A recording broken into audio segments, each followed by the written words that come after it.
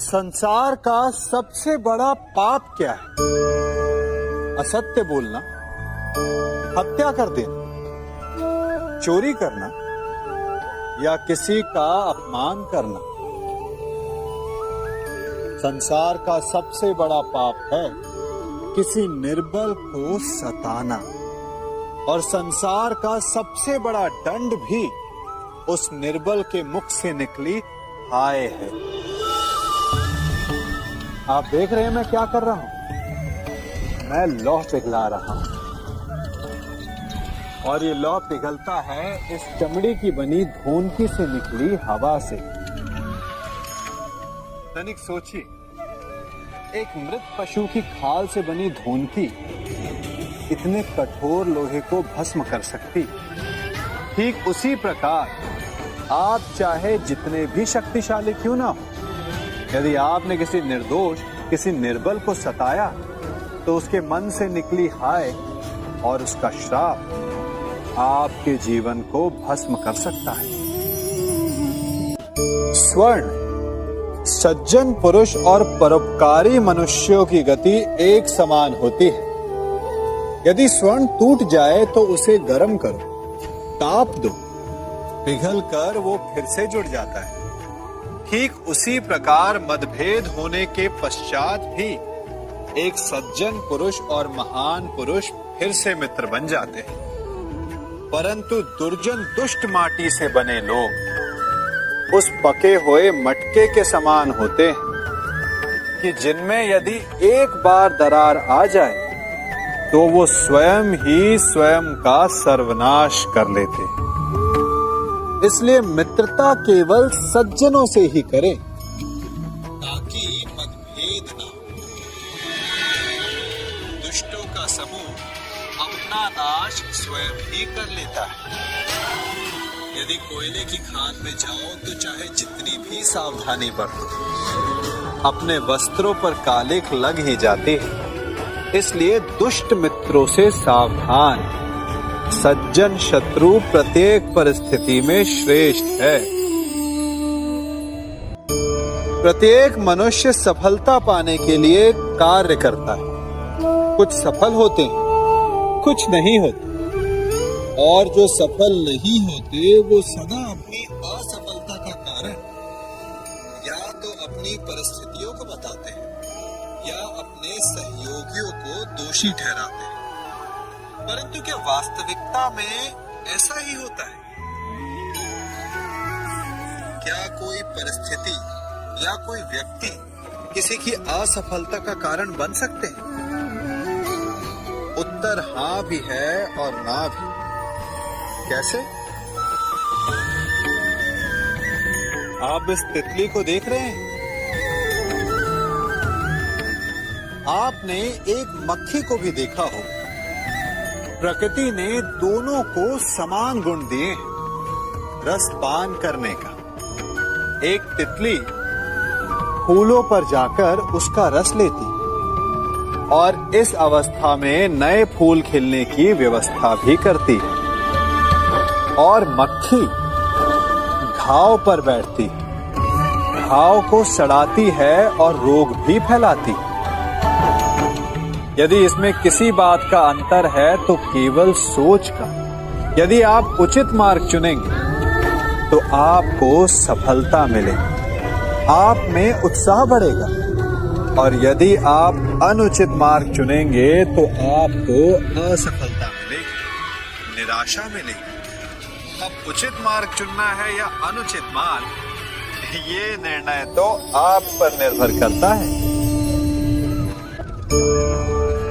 मनुष्य सदा भला बुरा, खरा खोटा, सत्य असत्य की बातें करता है।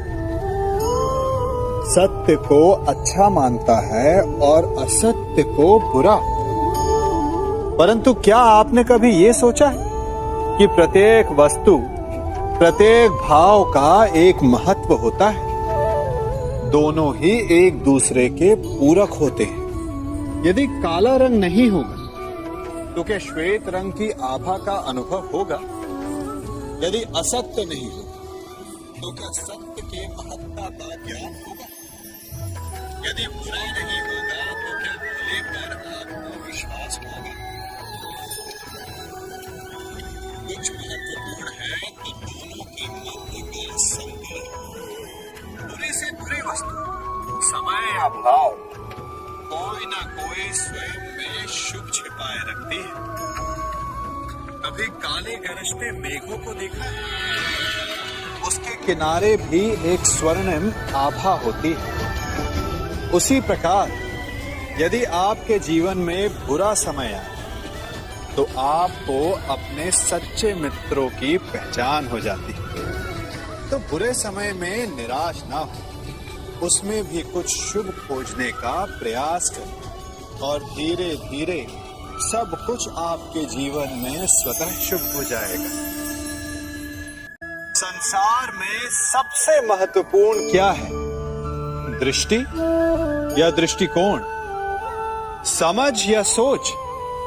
सामान्यतः मनुष्य की दृष्टि और सोच में अधिकतर वो वस्तु, वो घटनाएं, वो भाव श्रेष्ठ हैं जो हमें आनंद दे, और जो हमें आनंद नहीं देते उन्हें हम दुखदाई मान लेते हैं।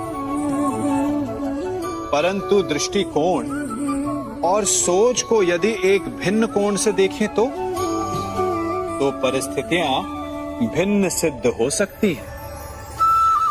जिस प्रकार भीषण गर्मी हमें सुहाती नहीं, परंतु वही गर्मी सागर और नदियों के जल को वाष्पित करती है और हमें मनोरम वर्षा का आनंद देती है, उसी प्रकार भीषण परिश्रम के पश्चात हमें सफलता मिलती है।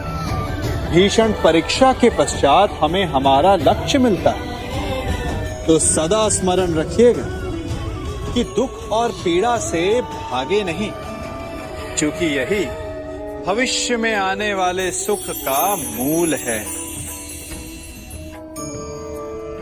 जब भी आपने यात्रा की होगी तो अवश्य अपने मार्ग के आसपास कुछ रिक्त स्थान देखे होंगे, कुछ खेत देखे होंगे, कोई ना कोई भूमि का टुकड़ा अवश्य देखा होगा।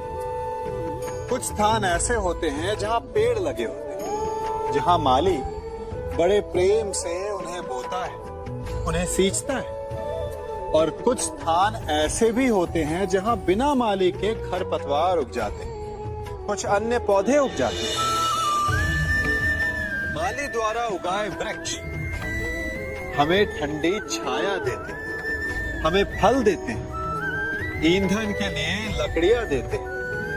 और बिना परिश्रम के उपजित खरपतवार यदि कुछ करते हैं तो ये कि वो भूमि को बंजर बनाते हैं। हमारा मन भी रिक्त भूमि की भांति होता है। यदि अपने परिश्रम से उसमें सुविचारों के बीज डालोगे तो फलदायक विचार उपजेंगे, और यदि उसे रिक्त छोड़ दिए तो खरपतवार की भांति अनुपयोगी विचार आपके मन को अपना घर बना देंगे, आपके मन को मैला कर देंगे, उसे बंजर कर देंगे। अब निर्णय आपका है कि आपको सुविचार देने वाला मन चाहिए या कुंठा देने वाला। जल प्रकृति को इस संसार की सबसे अनूठी देन है। वो महासागर में भी मिलता है और मीठे तालाब में, वो पवित्र गंगा में भी होता है और दुर्गंध आती नाली में भी। हम तालाब और नदी को सम्मान इसलिए देते हैं क्योंकि उसका मीठा जल हमारी प्यास बुझाता है। परंतु सागर का जल पीने योग्य नहीं होता, इसीलिए कभी कभी हम उसे उतना महत्व नहीं देते और नाली के जल को हम हे दृष्टि से देखते हैं। तो क्या ये उचित है? हमारे संबंध भी इसी जल की भांति होते हैं। जिस संबंध से हमें लाभ ना हो उससे हम दूर हो जाते हैं, कभी ईर्ष्या के कारण, कभी अहंकार के कारण उस संबंध को तोड़ देते हैं। तो क्या संबंध को तोड़ देना उचित है? तनिक विचार कीजिए। माना कि सागर का जल फसल नहीं दे सकता, परंतु मोती तो देता है। माना कि नाली का गंदा जल हमें किसी भी कार्य के लिए उपयुक्त ना लगे, परंतु वो भी कहीं लगी अग्नि को बुझा सकता है।